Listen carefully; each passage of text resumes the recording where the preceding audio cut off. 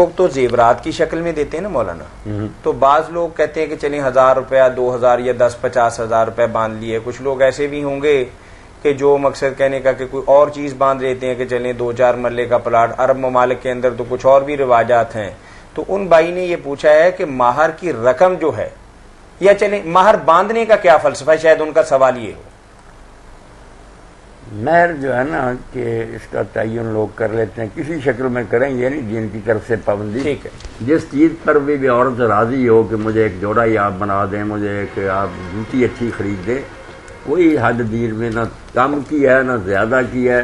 یہ خاوند بیوی کا آپس میں معاملہ، جس پر بھی وہ راضی ہو جائیں گے اور طے کر لیں گے درست ہی درست. اور طے کر لینا اس لیے بہتر ہے کہ بعد میں کوئی جھگڑا نہ ہو، ورنہ طے کرنے کا کوئی قرآن میں حکم نہیں. اگر اس وقت نام بھی نہ لیں مہر کا اور بعد میں وہ خاوند بیوی آپس میں کوئی فیصلہ کر لے، کر سکتے ہیں. اسی لیے اللہ کا قرآن نے کہتا لم تفریضوا لہن فریضہ. ایسی صورت بھی ہو سکتی ہے کہ تم نے طلاق دی اور غیر مقرر ہی نہیں کیا تھا، تو دو گواہوں کی موجودگی میں ایجاب و قبول یہ نکاح کی اصلیت ہے. مہر مقرر ہو جائے تو بہت بہتر ہے کہ جھگڑا نہ ہو، مگر بعد میں بھی اگر وہ کمی بیشی کر لیں یا نہیں طے ہوا تو ہم کر لیں، کر سکیں. باقی مہر کی حیثیت جو ہے نا، جب قرآن مجید کو ہم دیکھتے ہیں، بہت عمدہ سوال ہے، وہاں مہر کا لفظ نہیں آتا، حدیث میں آتا، مگر قرآن میں جو ہے نا وہ صدقات ہیں.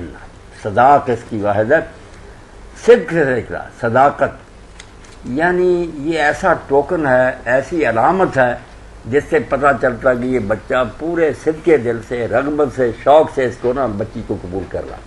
اس لیے یہاں دلیری کا مظاہرہ ہونا چاہیے کہ اگر وہ 1000 مانگے یہ 10,000 دے، کہ میں خواہ مخواہ کو باندھا ہوا آیا ہوں، میں شوق سے چاہتا ہوں کہ میرا نکاح ہو. اس لیے ملا علی قاری رحمۃ اللہ علیہ فرماتے ہیں رغبت صادقہ کی علامت، کہ واقعی سچے شوق سے لے رہا. یہاں جھگڑے شروع ہو جاتے ہیں مہر پر آ کر.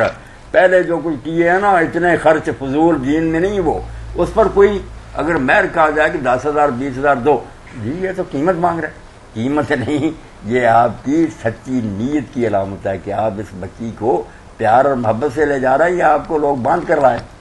شوق سے دینا چاہیے، اور اس کی کوئی مقدار کم از کم کی یا زیادہ سے زیادہ کی، نہ کم کی حد ہے کوئی نہ زیادہ کی.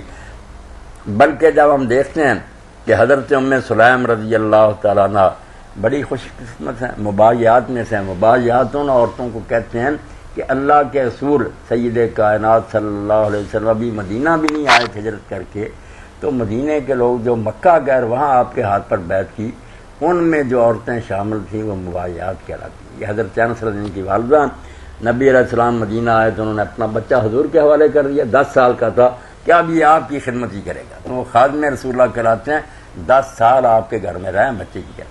تو حضرت ام سلیم کے پہلے خاوند جو تھے نا حضرت انس کے والد مالک ان کا نام تھا، جب یہ مسلمان ہو گئی تو وہ ناراض ہو کر چلے گئے کہ تم نے باپ دادے کا دین چھوڑ دیا، شام کی طرف چلے گئے، ادھر ہی مر گئے.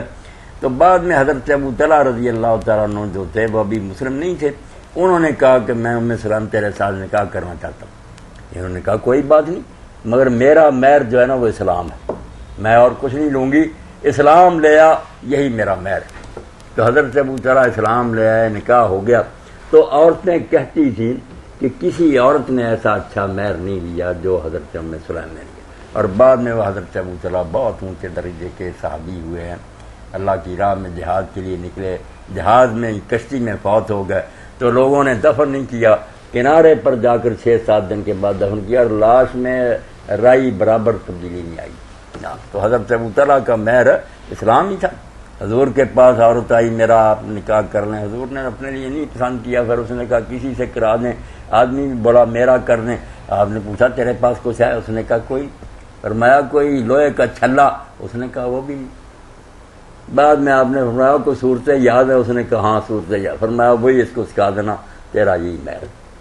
تو مہر کوئی مقرر نہیں، شوق کا معاملہ ہے. یہاں آ کر دل تنگ نہیں کرنا چاہیے. آپ بڑی نہ بنائیں، سوٹ نہ بنائیں، دفع کریں. مہر کا موقع ہو تو 1.5-2 لاکھ نکال کر دیں کہ ہم بچی کو لے جا رہے ہیں محبت. یہ ہے صداق جو قرآن میں آیا. جی